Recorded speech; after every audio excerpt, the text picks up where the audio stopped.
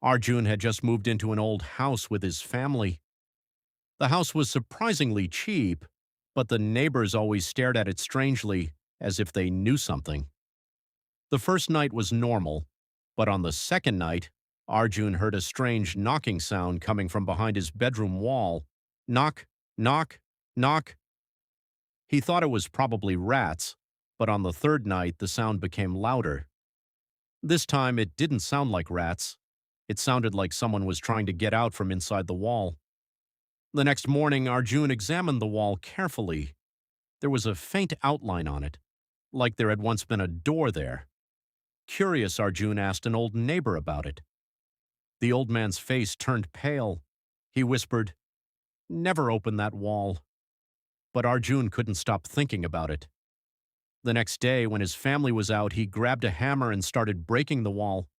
After an hour of work, he found a hidden room, a small, dusty room with no doors, no windows, just darkness. Inside the room were old toys scattered on the floor. In the center stood a wooden chair, ropes were tied to it, and deep scratch marks covered the walls. On the floor, Arjun found an old diary. Its pages were yellow and torn. The first page said, "If this room is ever opened, do not let him out." Arjun laughed nervously. It felt like some kind of creepy prank. That night, while sleeping, he heard footsteps in the hallway. Tap, tap, tap, barefoot, slow, walking toward his room.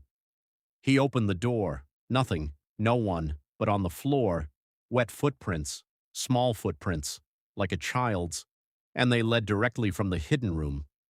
The next morning, his little sister looked terrified. She said, "A boy was standing in my room last night." Arjun froze. "What boy?" She whispered, "He had no eyes." Arjun felt cold. That night, he opened the diary again. The final pages revealed the truth. Years ago, a boy named Rohan lived in that house. People said he wasn't normal. He spoke to shadows.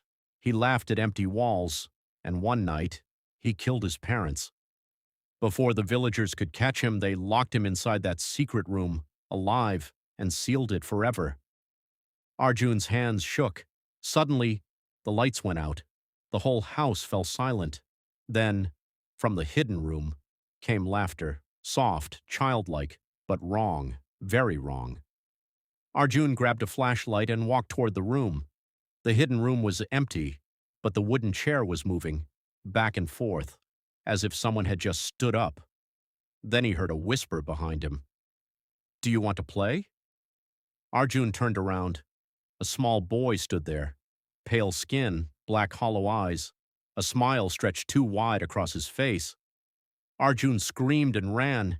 He tried to reach the front door, but it was gone, just a wall. He ran to the windows, gone. Every exit had disappeared. The walls were covered in writing, over and over. "You let me out, you let me out, you let me out." The boy's laughter echoed through the house.